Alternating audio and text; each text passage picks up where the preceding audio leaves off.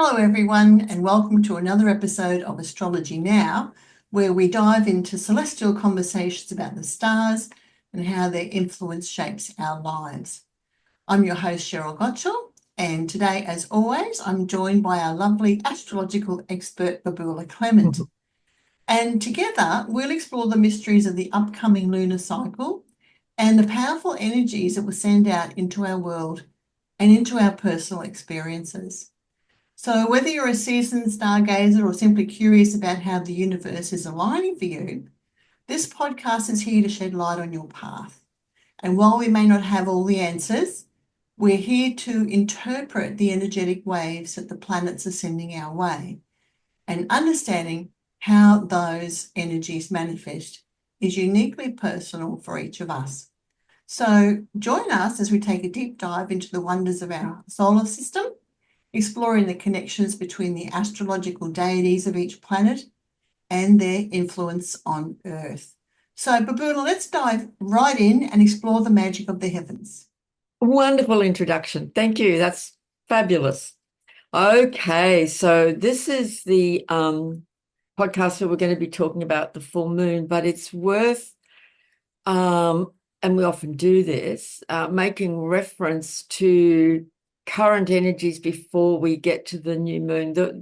Couple of things that really stand out that are very worthy of discussion. And the first one, and a very significant one, is that on December the 7th, in Australia, Mars, planet of action, yang, male energy, warrior planet, turns retrograde. Or will have turned retrograde by the time people are hearing this. And in Leo. In the sign of Leo. So, Mars is a high energy planet. And traditionally in astrology, it has been referred to as a malefic. Mars and Saturn were said to be malefics, which kind of gives these two planets a bit of almost a sinister sort of a quality. But I'm a bit of a champion for the planet Mars, but I absolutely acknowledge that Mars can be quite a troublemaker. And Mars can, stir up a lot of stuff that can be very difficult. But as always, there are great benefits that can come from a very healthy, conscious expression of Mars. So this planet turns retrograde every 2 years.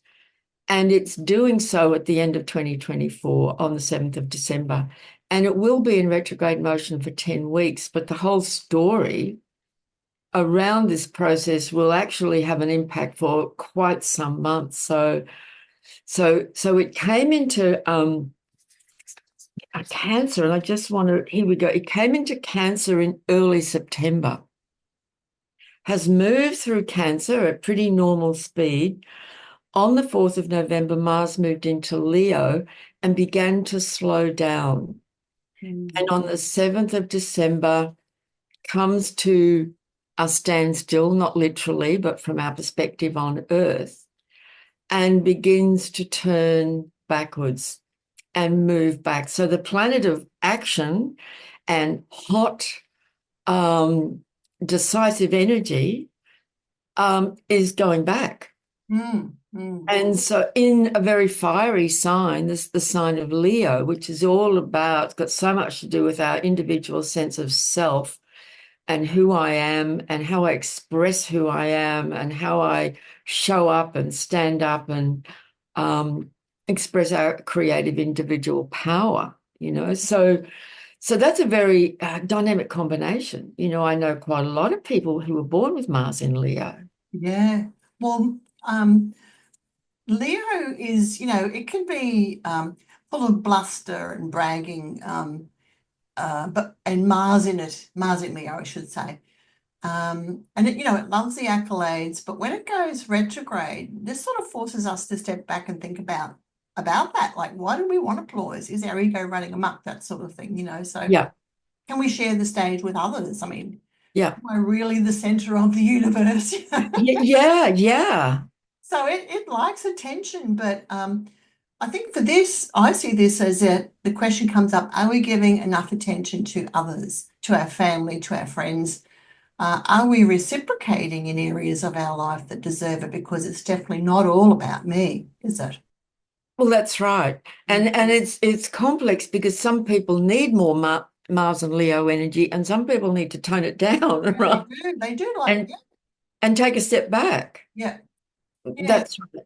So, So it depends, and it's different for people, but that issue of ego, and mm, all humans in this 3D realm have ego. That's just part of the deal here. yeah. But how is our ego operating? And in Mars and Leo, the negative expression of that can be, I'm in charge of everything and I'm the boss and you will do as I say. Well, aren't we seeing that on the world stage? Absolutely. Yeah. And because it's got a lot to do with leadership. Mm, But I also see quite often with people with Mars in Leo, they're incredibly creative, but if they're not actively expressing their creative power, it can turn into an egoic desire to just mm. dominate and take charge of everything and everyone. Yes. We're all going to be addressing those themes when it goes through this retrograde phase. Yeah, I think that the Mars retrograde there, it sort of slows it down, takes the wind out of our sails, or those who Yeah, are being like that, which actually could be really frustrating for those people who are on fire with their goals in life, wanting to push ahead, do what they want to do, but yeah, you can't go against it because you'll be pushing a very big rock up a hill. So yeah. practicing patience is the key for this particular time. It really, really is. And frustration and impatience. And we'll all feel it. We'll feel it in the traffic, we'll feel it in our personal lives and our relationship dynamics, that feeling of frustration. But we do have to, and Mars will require this of us. Slow down, take a breath, reevaluate. Always with retrograde planets, we are reevaluating where re-investigating, we're going back. So Mars is, and you're absolutely right, Mars likes to charge ahead, especially in a fire sign. It's full of energy and life force. Yeah, And definitely. now it's turning back. And Mars doesn't like that. No, And it can feel like driving a souped up sports car, but someone's put the handbrake on, yeah. and it just can't keep going with that much energy. The fuel supply isn't there in the same way that it was. So we all have to go through this period of reevaluating how we're using our Mars energy. And Mars represents males, men, our own inner masculine energy, our own will. It's got a lot to do with our will. What are we doing with our own willpower? Are we using it to dominate and control others, or are we using it in a very creative, constructive way? And so it's going to, as it turns back from 6 degrees of Leo on the 7th, Mars will, on the 6th of January, so I'll just give a bit of an overview about this process in the coming months. It will actually return and retrograde back into Cancer. So for these 4 weeks now, as it turns retrograde in Leo, it's going back through those first 6 degrees of Leo. Then it will go back into Cancer, and it will keep going into Cancer up to 17 degrees on the 24th of February, where it will turn direct again, and it won't get back into Leo until mid-April. And Mm. then it won't finally even leave Leo until June, when it will go into Virgo. So there's this long process. And as someone said recently, that I really like this phrase, it's like a long, slow burn, right? And it's all to do with the signs of Leo and Cancer that sit next to each other. And Leo is ruled by the sun, the solar principle, and it's hot. And Cancer is ruled by the moon, the feminine principle of, our feelings, our personal world, our personal life. So a lot is going to go on. A lot of this Mars process will go on in the sign of Cancer from Mm. the end of Cancer back through to 17 degrees till about the middle of Cancer. It's a big And story. it's a big story. Yeah. And I And was yeah, while you were talking because it's so different that yeah, Leo, Mars and Leo, and then going back into Cancer. It's like our inner and outer life, and yeah, it's almost like it's a lesson of aligning our and outer values with our inner world, isn't it? yes. And I think sometimes, and a lot of people have been saying this, that their vitality is not there. And I think when it drains away, it's because those things aren't matching. Because when Mm. they do, you're on, you're buzzing. But when they're at loggerheads, that's a lot Yeah, of energy and it drains you because it's not, the outer is not matching the inner, is it?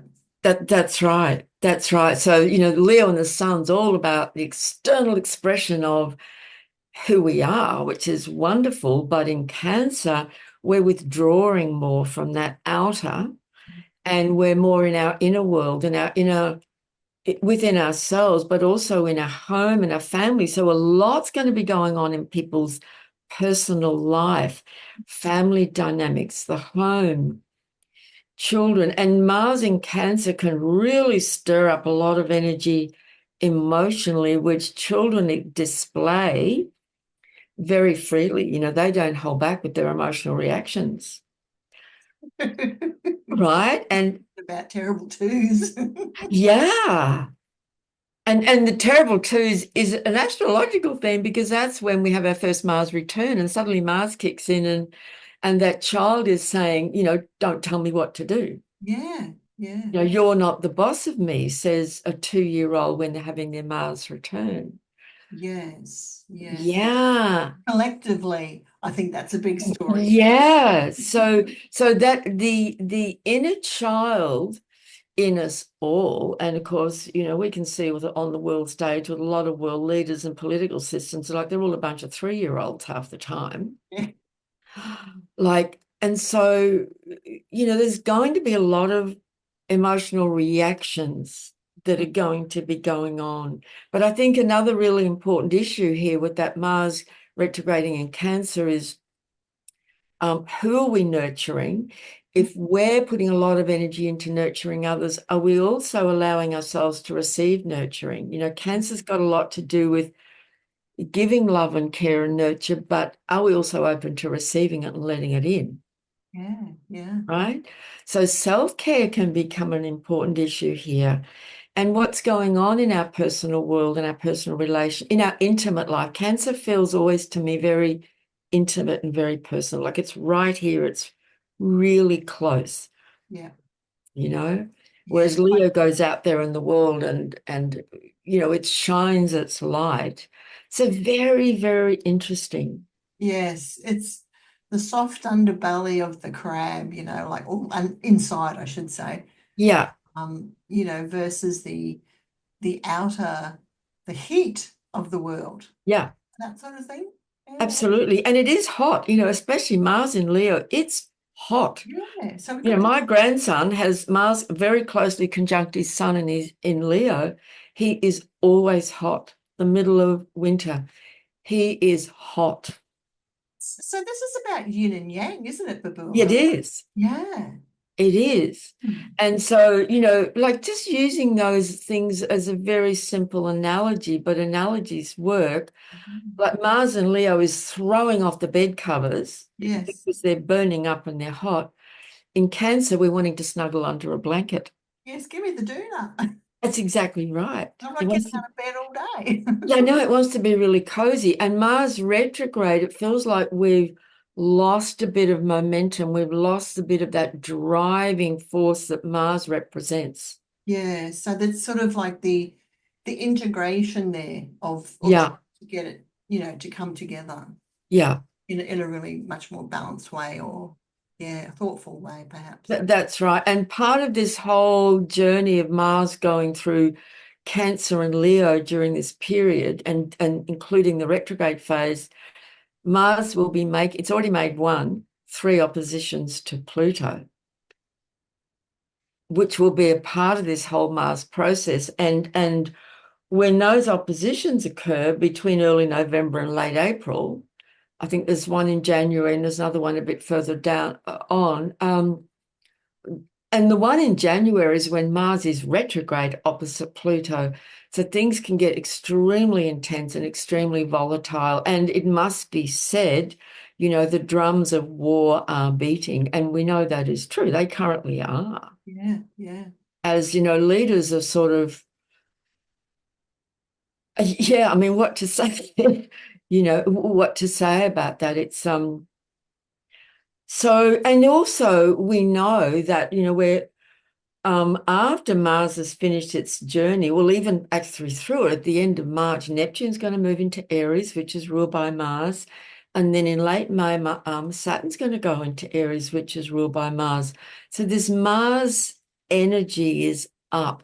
Now, I really have to say, because I think this is really important, has a great value as well. It helps us to make decisions, to make choices, to connect with our energy and our drive, and a healthy expression of Mars is a really great thing, but it can be a very troublesome energy and stir up great conflict, Mm. and push things to the brink of war, Yeah, yeah. right? I'm just getting this image of the inner workings of a clock, of the old type of clocks, not the digital ones. We've got all these little mechanisms going around. Some are bigger, they go slower, some go fast. And this is the background and foreground of the planetary movements, isn't it? That's right. And then some of them overlay the bigger ones. We've still got Pluto. We've got Pluto in Aquarius for 20 years, and then we've got That's right. Mars in Leo, then going to Cancer, and then the bat story. And so it's sort of and I said this to you recently, this is the difficult part of astrology, is trying to synthesize all the pieces of the puzzle together, Yeah, isn't it? that's right. And that's why then that's where intuition comes in. Like when you're reading someone's chart for them, Mm, you're on one hand, you're working with your knowledge and your experience, but also you have to be intuitive with it, because there's so many pieces, and you'd be there for hours and hours and hours if you tried to, interpret every little, mechanical piece of that.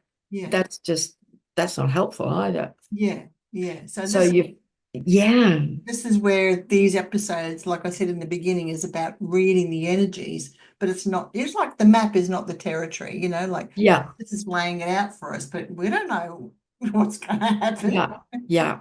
Yeah. And things like, I love too how you get these really simple manifestations of these energies. Like when Mars is retrograde, people can find that, oh God, I just burnt myself.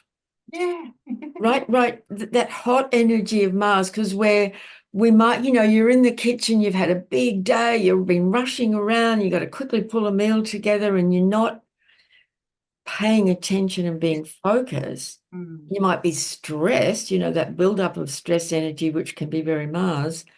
And all of a sudden, you cut yourself with a sharp knife, or you burn yourself on the hot oil, Yeah. because that Mars energy is up. So it's really, really helpful to remember Mars is very active during this period. Mm. And we need to remember to take a pause, to stop, whatever we know to do that helps us to slow down a little bit, Yeah. And watch our knee-jerk reactions. and watch our knee-jerk reactions. And in Cancer, that can get very emotional Yes, definitely. Yeah. and very, Mars in Cancer, it has got a lot to do with protection.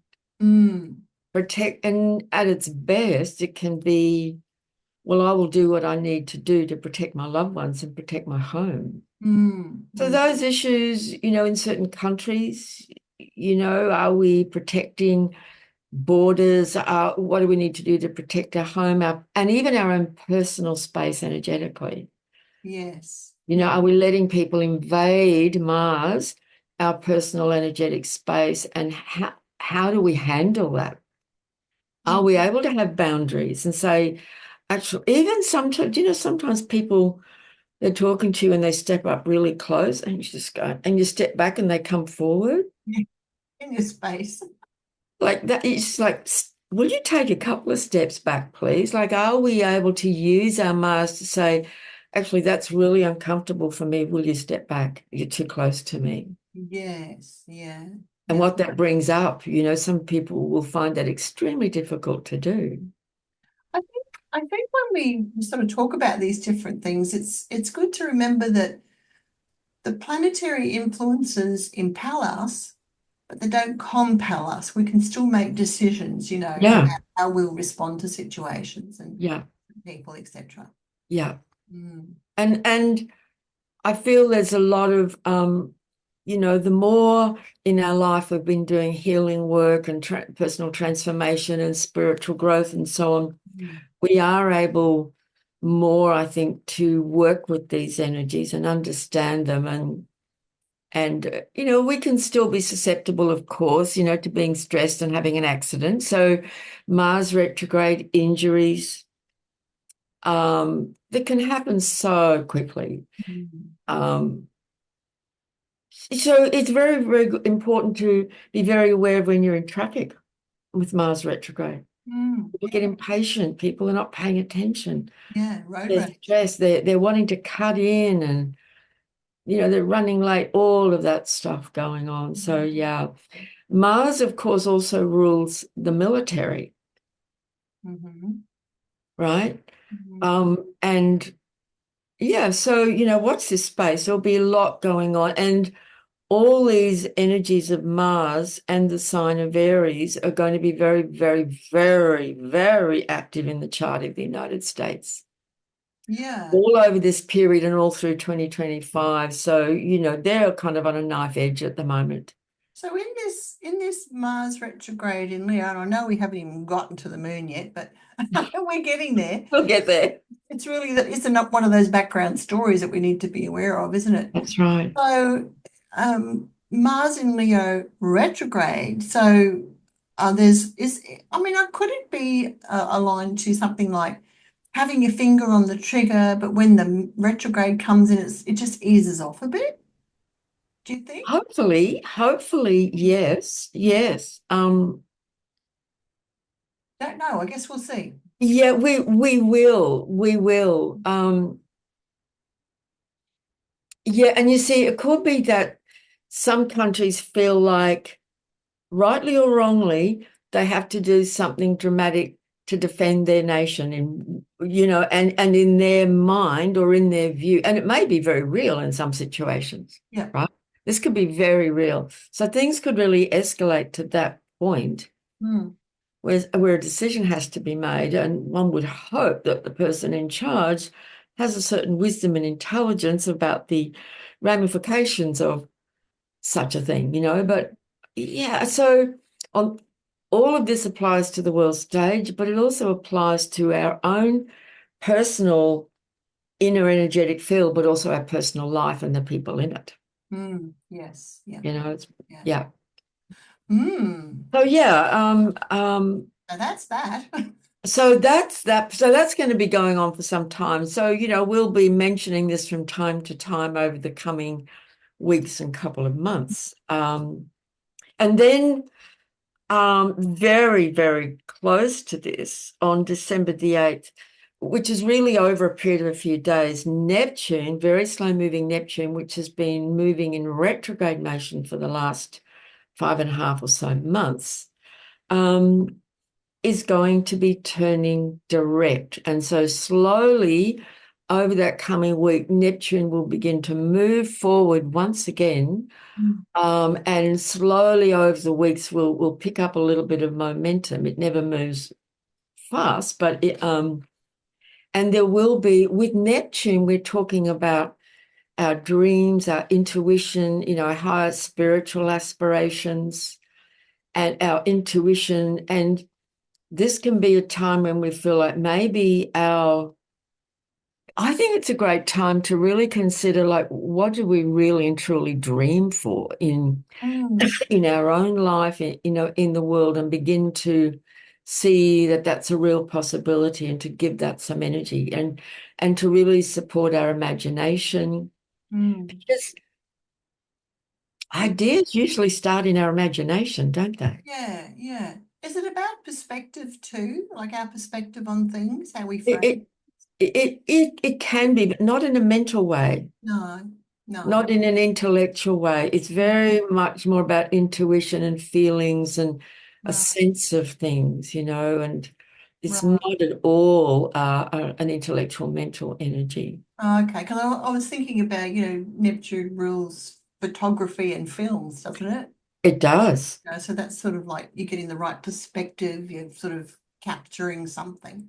Yeah. So when we're watching a film, for example, we're lost in this story, the visuals and the sound and the story and the imagination, but it's not actually happening in 3D reality. Yeah, right. Yeah. So, and yet a wonderful film can really move us and have a very powerful impact on us, on our feelings and our heart and our soul, depending on the Mm. film. Um, Mm. so on the one hand, it's not real, but our response to it can be very real. Well, I was going to say, could it be a perspective that we're presented with, which uses like, oh, I don't know. I don't know. Maybe I'm just barking up the wrong tree, but Well, it's hard to talk about Neptune. it is, isn't it? Yeah, I'm just trying to think, how do I put my thoughts into words? Yeah, because you can't really you can't nail it down. You can't like, and I always find this, it's like that you start sort of stumbling around trying to find the language, because and I can feel myself just going like, it's like this, it's like this. Yes. And how do you put that into words? It's really about surrender and letting go and opening up to something beyond this 3D realm and the intellectual analysis. Like, it's way beyond all of that. Yeah, yeah. So as it starts to move direct now at 27 of Pisces, why that's also interesting is that now for the next 7 months, it's going to be moving forward. And as we know, at the end of March next year, it's actually going to leave Pisces for the first time in a long, long, long time, and go into Aries. And that's a big story Yeah. that we will certainly look at a lot when it comes, and I've just done the big 1 day workshop and the Zoom call yesterday, looking at all of that. So I've been talking about it a lot. Mm. Um, so Neptune's not going to go retrograde again, for 7 months. And in the meantime, it's going to start leaving Pisces and going into Aries. So Mm. this is quite significant now as Neptune moves forward. It's just going to go, okay, we're going to move through the rest of Pisces now in Mm. preparation for moving into something very, very, very new. Mm. So let's open up our imaginations to what might be possible. Mm. And you're absolutely right about film.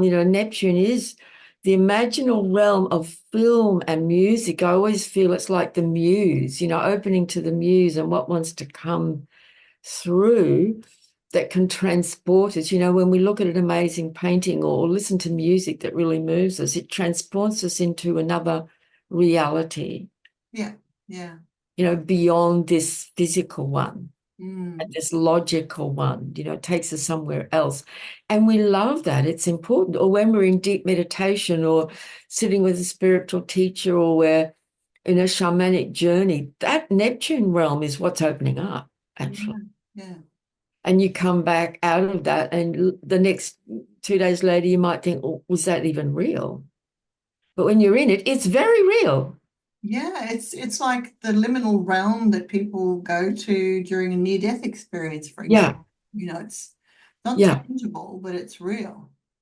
it's real. And it's connected to soul and Mm. spirit. And as we speak about this, things come up, don't you? And suddenly you go, oh, and it's this and this. So this could be a really beautiful opportunity now with Neptune moving direct and moving through the last few degrees of Pisces to really maybe open up more and more and more and more to those realms Mm. in whatever way that shows up for people, whether that's about doing healing sessions or listening to a lot more music, taking time out to open up to that, because it can be so healing, Mm. Mm. time like my last couple of weeks and still the next couple is so busy, I'm almost running But I was so determined. I got to yoga today, and it's like, oh, time out. And I have a wonderful yoga teacher, and it's just like, oh, thank you. Mm. Someone else is holding the space to just let go. Yeah. So Yeah. we need a lot of that, especially with all these other things going on.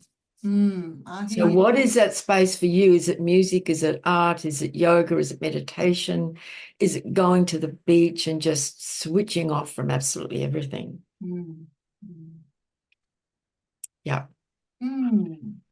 I suppose we should talk about the full moon. Oh, yes. I was just thinking, oh, well, yeah, we could go on to that, but I'm going into a dreamy state. Like, I know.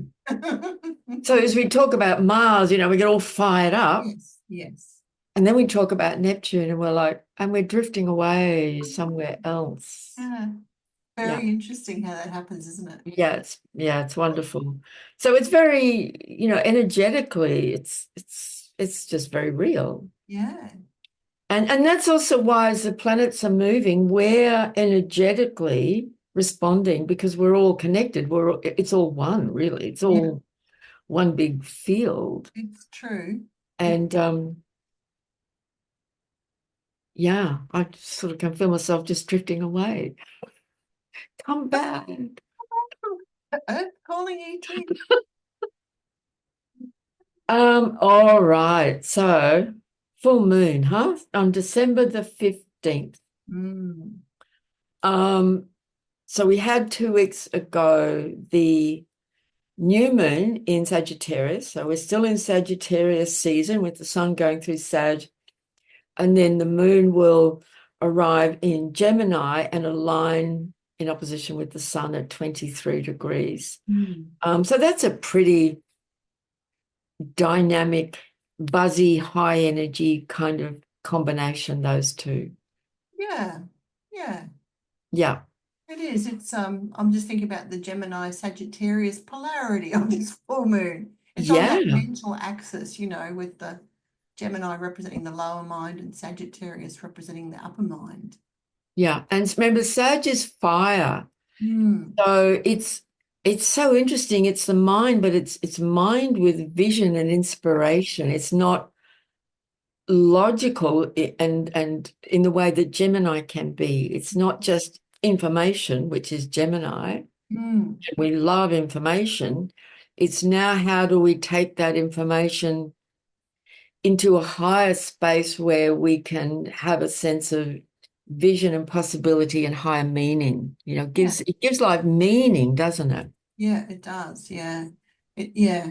I mean, Gemini's, it's ruled by Mercury. It's the messenger. It sort of shares around seeds of information, dropping Yeah. them here and there and everywhere. It doesn't really take time to stop and dig deep into it. It's got a job to do and it's passing Yeah. on, isn't it? It's gathering Yeah. all the time, gathering information and data, and not only through words and verbal exchange, but even through reading body language. The Gemini like communicates with their whole body Mm. and their hands, and so we're picking up information all over the place.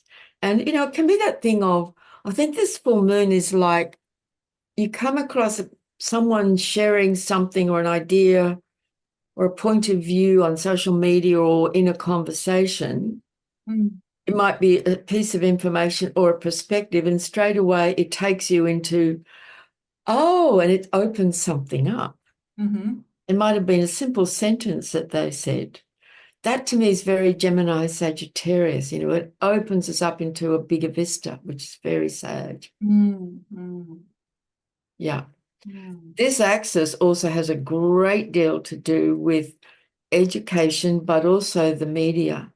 And I have long felt that apart from all the issues we know with media and propaganda and censorship and all of that, apart from all that, I have felt for years that the media could be used as a tool for really positive education. There's this amazing tool just sitting there. Yeah.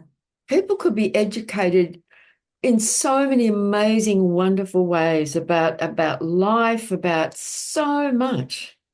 Yeah. And sometimes they are. I mean, there's some great shows on what they call legacy media. Like documentaries and so Yeah, on. documentaries. They're That's great. true. But I often, I've often thought, and they pass on information about the news, but that's a different story because it's often skewed. Yeah. But there's all this other rubbish on. Yeah. I think, God, this is such a great space for us to Yeah. learn so many things. But it's Yeah. like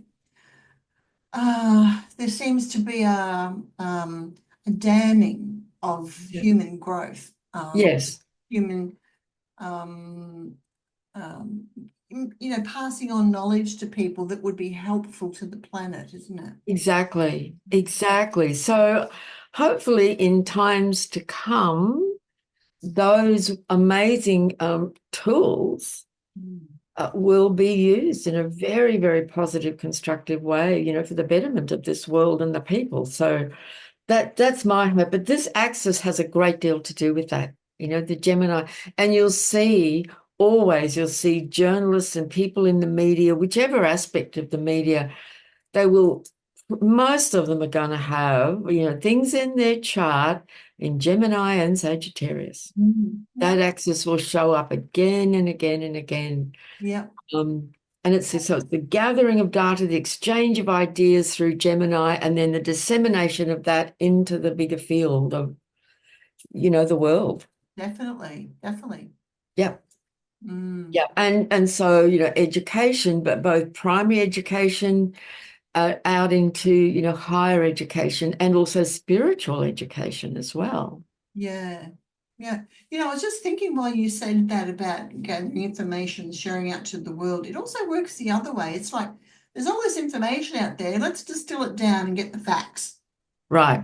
Let's get it Yeah. into and to get the facts of it. Not the Well, verbose that's, sort of or I don't know, yeah. grandiose picture.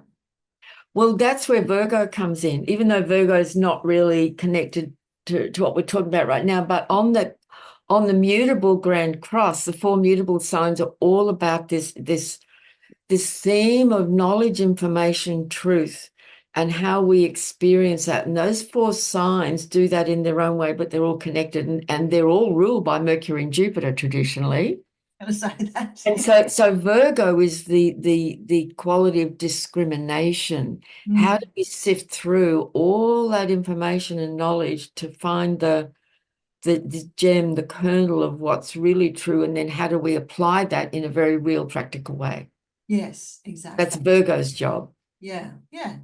It's such a beautiful system. The zodiac I'm so impressed by the zodiac and how it works. I love it. I don't know. I mean, some people have said that, the ancient people used to watch the stars and they'd planets and they'd see how they moved, and when they moved, things on Earth would happen. And I'm thinking, man, this must be so old. This It's system really old. Yeah. really refined, isn't it? Yeah. Yeah. And so accurate. And what's the other word? I can't think of the word, but just pointed. It just plays out in, like you say, down to cutting your finger. Oh, that's exactly right. Yeah, yeah, In the most mundane, fundamental ways, these energies are being expressed and manifested and showing up in our lives for yeah. sure. Mm, So this full moon is very much about all that we've been talking about, and it's also square to Neptune, which will now be in direct motion at 27 of Pisces.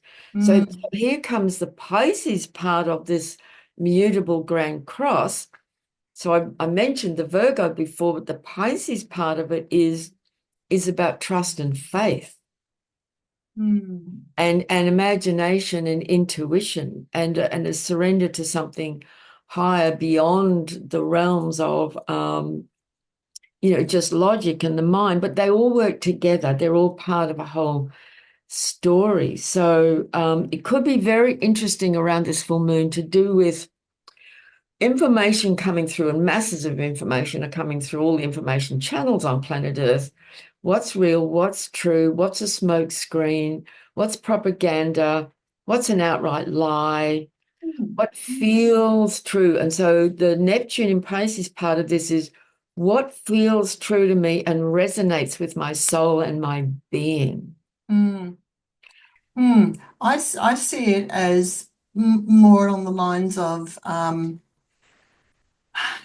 moon in Gemini, um, about, what you've been talking about, communication and information, etc.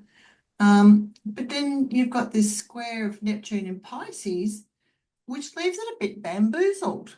That's And I'm true. saying that from personal experience because I have moon in Gemini, Yes. feeling very bamboozled about some things. Yeah. So what we might find that we thought were the facts about people, which as I said facts before, and situations, they start to dissolve before our very eyes. Yes. And from that can come confusion because now we don't know what to think. That's really true. There's so much in this world, we actually don't know what's real. We have an Yeah. opinion, we have a view, we're looking for information. This feels true now, and then something else happens. You go, oh, I'm not so sure about that. Yeah. And I think that, some people might feel like they've lost their rudder in Neptune's watery depths, Yeah. or in the heaving waves of the delusion that we've been living in and Yeah. feel hurled from one wave of information to another. And Yeah. in the end, I sort of thought, well, frankly, do we really need to know all these things, Yeah.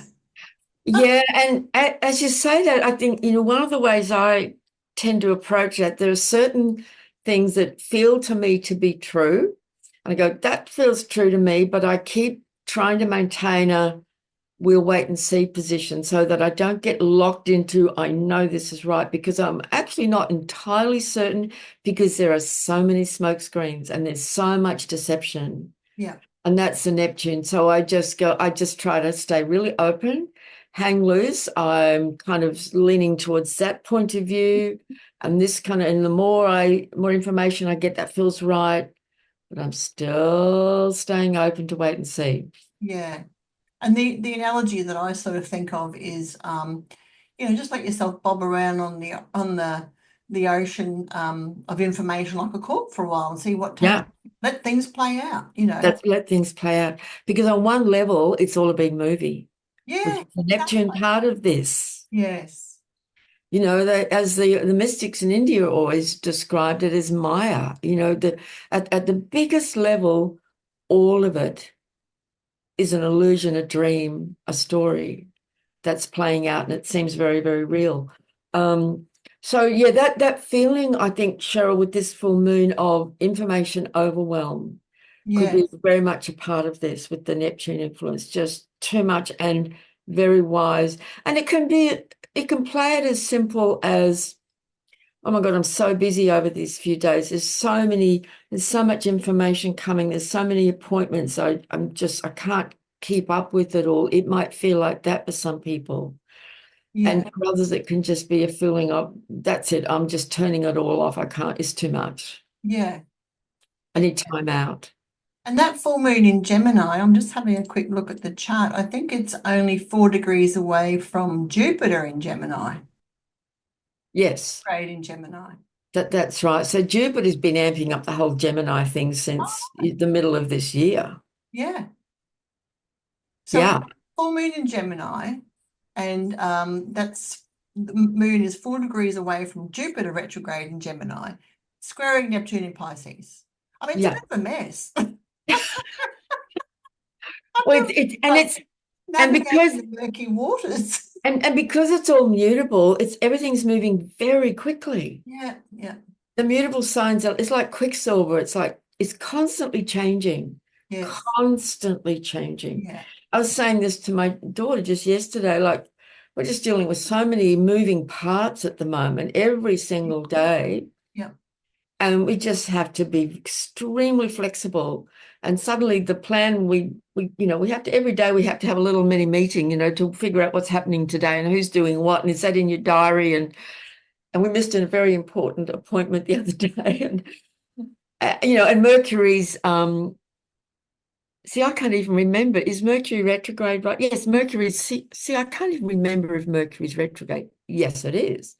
Yeah. So, so it's like that. There's so many moving parts, Mm, and then you have the day planned out, and something will happen mm, that throws the whole thing out. So we have to be very flexible and very, very adaptable, and able to just change quickly and yeah. adjust. And Because, I'm sorry, go on. no, no, that's what I wanted to say. No, I'm just looking at the chart again, looking at, uh, Jupiter retrograde in Gemini, and then you've got the moon going over it in Gemini. It's like, it reminds me of that great phrase that we saw in the Trump-Harris interchange when they introduced word salad. And I thought, yeah, that's the one. This is going to be lots of Yeah, word salad, lots of talking, not much really, not a whole lot of actually, really being said. That's right. just lots of verbosity, rabbiting Yeah, on that sort of thing. yeah, But yeah. And it's almost like a mirage, you know. It's hard to hold on to it. yeah, yeah. Word salad. I love that. I'm going to keep using it. Yeah, it's very good. It's very much this energy. The great thing is that the following day on the 16th, Mercury will turn direct, Uh-huh. Great. right, in Sagittarius. So yes, you've got Jupiter and the full moon in Gemini Yep. and the Sun and Mercury retrograde in Sagittarius. And then you've got Saturn and Neptune over there in Pisces. So there's a lot of moving parts and action going on in these very changeable, mutable signs. Now, I must say that some people who have quite a bit of mutability in their own charts, they love this movement. They thrive on it. That because that's part of their nature. Yeah. They love variety. They don't like things to stay the same. Yes, it's But for soul. others, this will be very, very challenging. Yeah, yeah. Yeah. Yeah. It's really interesting because, with my sun in Sage, my moon in Gemini, I like things to change and move and, you know, Yeah. explore all different things. And then you have good old Taurus who comes along and says, no, I don't want anything to change ever. Right. So Can you different. please just stop? Yeah, we're so different, aren't we? So different. Yeah. And so that's why, as we talk about things, for anyone listening to understand that we will all be responding to these energies in our own particular way, Yeah. in our own, depending on what's going on in our life right now, our own astrological nature. Yeah. Yeah. Mm, So, yeah, Mercury turning direct, which is really helpful. yeah. And then on December the 21st, an important date annually, it's not always the 21st exactly, the sun will leave Sagittarius and go into Capricorn, which is our summer solstice. Mm, Yeah. So that's when the sun enters 0 degrees of these four cardinal signs at the solstice and equinox points. These are important turning points of the year and the solar cycle. And so that's a change of energy mm, into, earthy, pragmatic, disciplined, more sober Capricorn. mm, mm, Yeah. mm, And we can use that energy. And I plan to, as much as life will allow, because there's all these other moving parts going on. But my intention is to actually do a lot of organizing here over that period of the break mm. to catch up with myself, literally. Like, Yeah. I just feel this need to get organized, and Capricorn will really support that. Mm, In preparation for another big year coming up where there's going to be a lot of change. And I feel like whatever getting organized means to us, I know what that means for me right now in my life. I just have this really strong feeling that I need to get organized and prepared, um, just on a very kind of physical material level, mm-hmm, mm-hmm. you know. Yeah, to get myself set up in a way that feels very functional to me, Yeah. for a big year ahead. So, yeah, so the sun will move into Capricorn. Mm, Um, interesting. yeah, I don't like Capricorn energy, I have to say. Like it says, the party's over. It's So time speak of to, the Sagittarian. oh, no rest for the weary. I was thinking of all the different phrases that represent Capricorn, which we're going to have the new moon in Capricorn at the end of the year. It's like after all that lovely Sagittarian energy and Venus in Aquarius, loving the freedom and the fun and all the socializing, all that. But so then we have no rest for the weary, crack the whip, get back to work.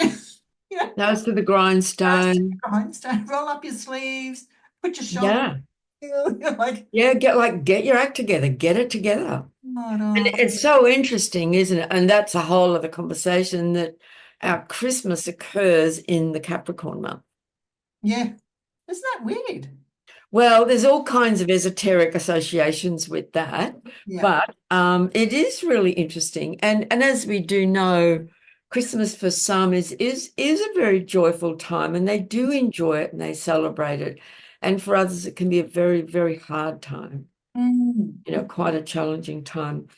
Um, on speaking of Christmas, on Christmas Day, Mhm. we're back in the realm of these mutable signs because they're still very, very active because Jupiter will be retrograde at 14 degrees of Gemini, exactly square Saturn at 14 degrees of Pisces. Saturn will now be direct, Yeah, is now direct. yeah, And then on the 27th, Mercury retrograde will kick in to connect with those two exactly. So all over that period of Christmas, Boxing Day, those few days over that peak period of Christmas, we've got this very strong T square of the alignment, which is a reflection of the full moon, but now it's specific with Jupiter, the planet of expansion, yeah. retrograde in Gemini, opposite Mercury, which rules Gemini, retrograde in Sag, so they're in what we call a mutual reception. Yeah. They're in each other's signs.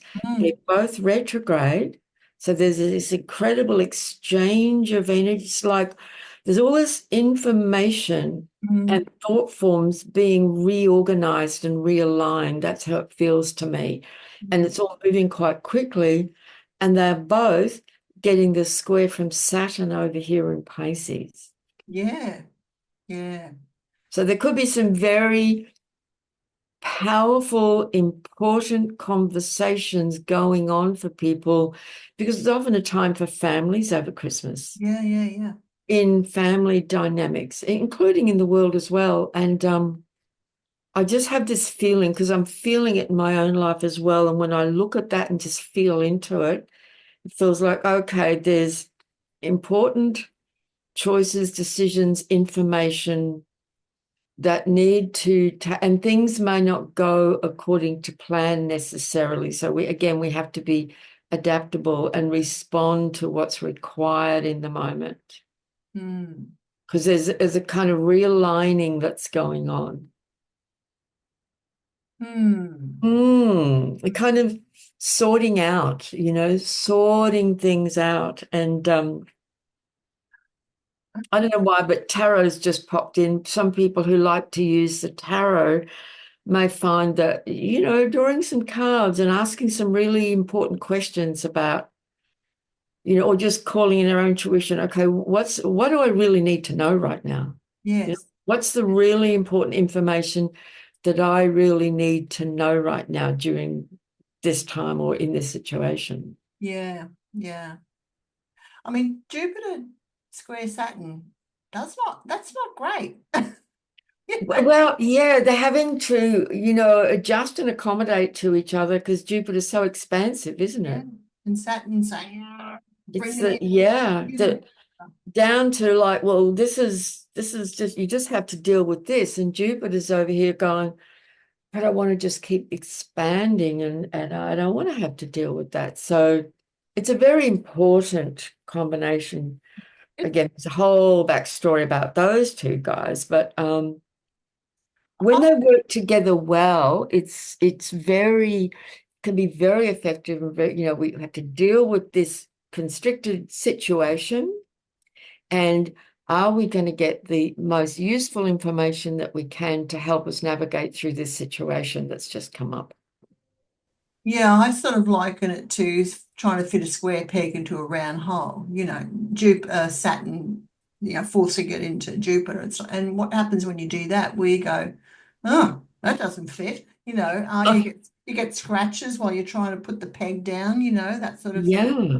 You scratch that round hole and you no, I'm gonna have to think about that one. Okay, yeah, yeah. And remember, so Mercury's retrograde in the mix. Oh no, Mercury will be direct by then.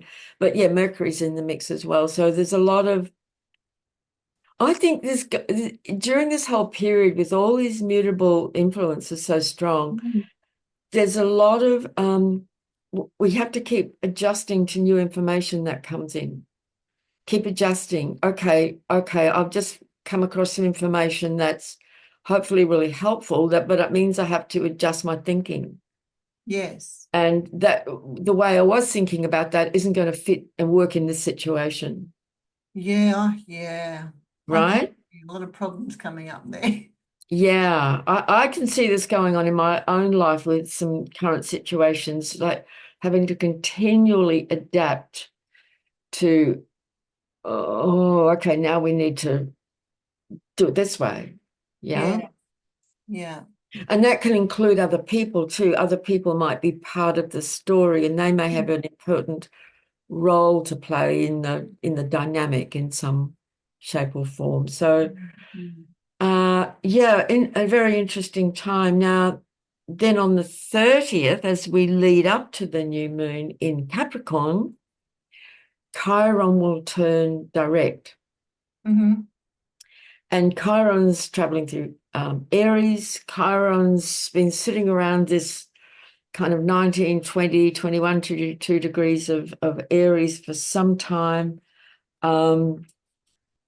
So Chiron is very much about wounding and healing and illness and so on. But as it moves direct, that can be very, very helpful moving forward with that for us to find new pathways to do with healing some kind of an issue, Mm-hmm. an issue or an illness or a wound or something like that. Mm. With Chiron moving direct, and then it will be in direct motion for some time to come. So it's always when a planet comes out of retrograde and moves forward, there's literally a sense of now we can move forward with this. Mm. Mm. When it was retrograde, we're having to kind of work through something. And then, okay, now it feels like the path is clear for me now to move forward, but I needed to have that experience so that I can move forward. Yeah, It's kind of in a nutshell how these retrograde and direct motions work. yeah. Can we just go back a bit? I'm just looking at the chart, and it looks like on the 28th of December, Venus in Aquarius is exact square Uranus in Taurus.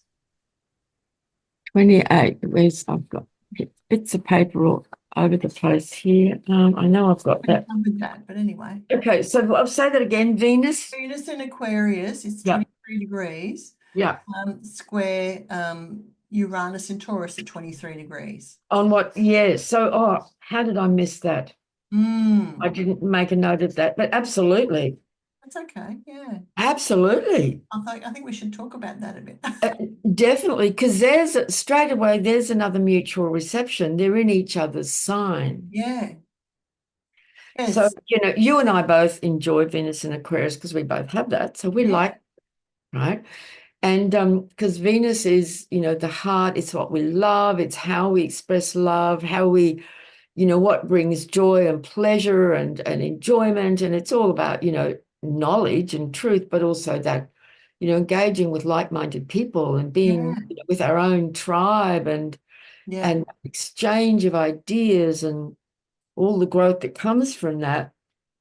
And And particular, I was going to say, and particular, because Venus is very social. So, over Christmas, all that period, we're doing a lot of socializing.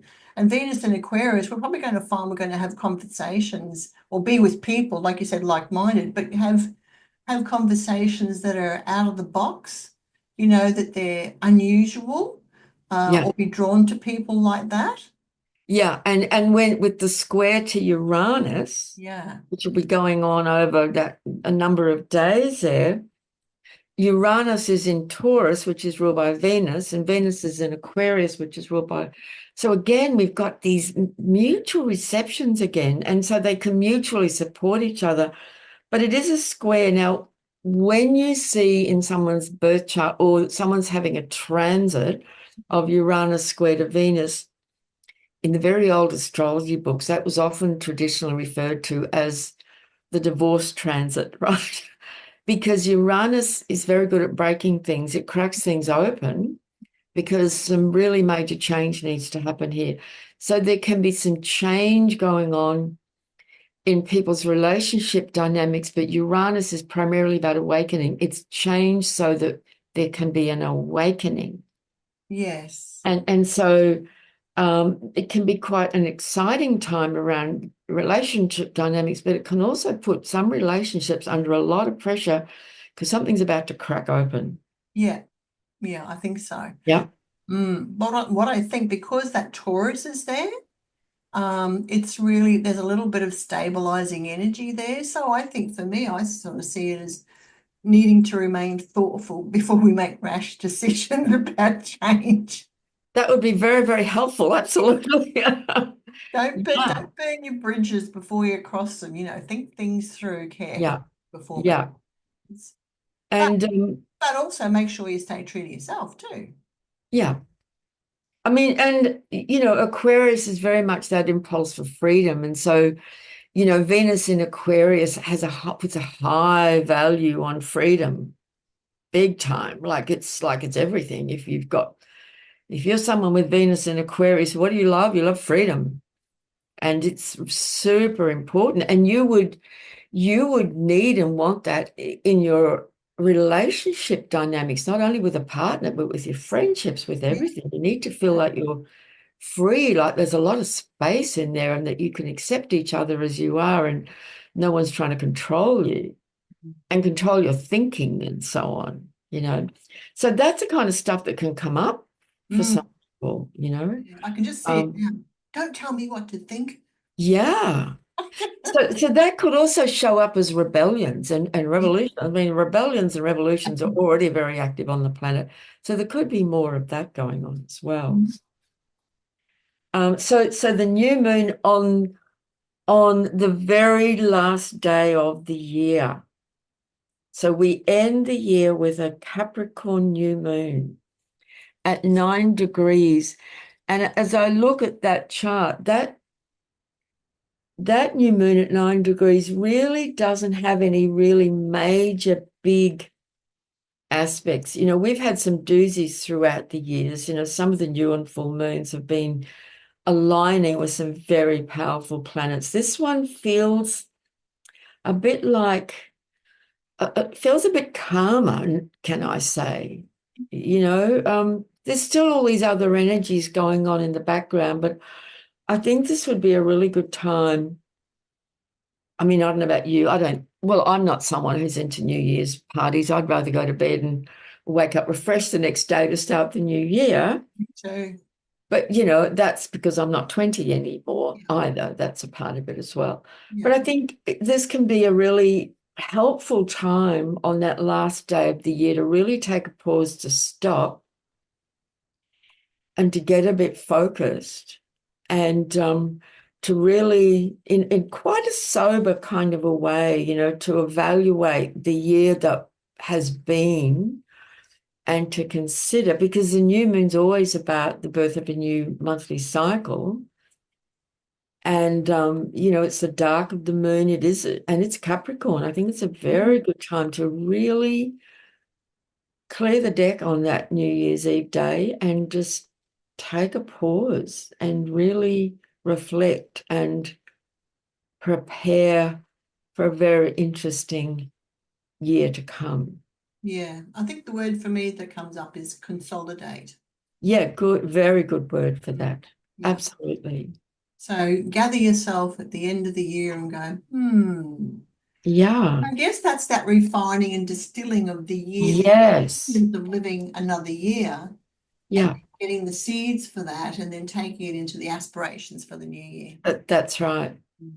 Yeah, Okay. that's right. So next year will be a 9 year. And all the movements of the planets, or so many of them, reflect that, the 9 year in the 9 year cycle being a year of completion and change and preparation for the new. And so, yeah, very interesting year ahead, very kind of liminal time of lots and lots of shifts happening. So, yeah, let's take that pause right at the end of the year. Mm. Yes, and we'll be talking a lot about that throughout next year of Yeah, what's going on, because there will be a lot to talk about. a great deal. Yeah, it's Yeah, it's a pretty big year.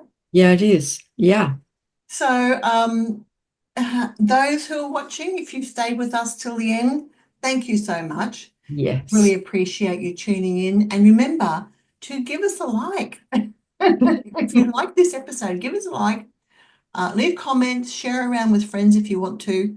Now, Babula, you've done your recording of what's coming up for next year. So if anyone wants to buy a copy of that, how do they get that? Yes, they can contact me. Well, you can make a comment on the YouTube video, but they can also reach me through Facebook under my name, Barbula Clement. My website is barbulaclement.com.au.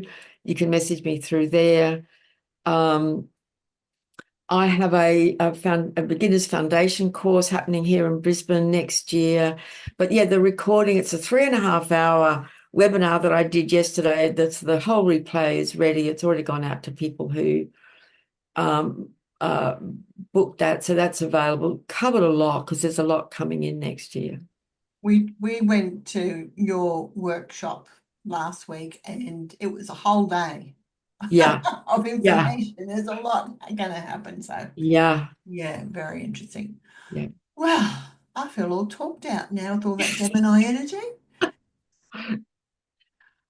And we've gone an extra 15 minutes. Oh, have we? Yes. Oh no, we've gone over. We started, I think haven't we gone over the hour? Yeah, that's what I said. We started at 12 recording and it's now 1:15. So yeah, Right. Yep. Yep. I felt it was a bit longer, but there you go. We had a Yeah, lot to say. we did. So thank you everyone for joining us, and thank you for Babula. You're Thank you very welcome. not for Babula, for sharing all that information and helping us sort of navigate, through the days ahead. Mm, So we'll be back for the 31st of December to talk about that new moon in Capricorn. yeah. But in the meantime, everyone, we want to wish you a very Merry Christmas and a profitable and happy and joyous New Year. And I don't mean profitable particularly about money, but profitable in your personal Yes. spiritual growth too. Yes. Yeah, and Yeah. we look forward to sharing this space with you again in 2025. Yeah, we'll be back with you at the end of the year. So stay safe, be well, and bye for now. Bye, everyone.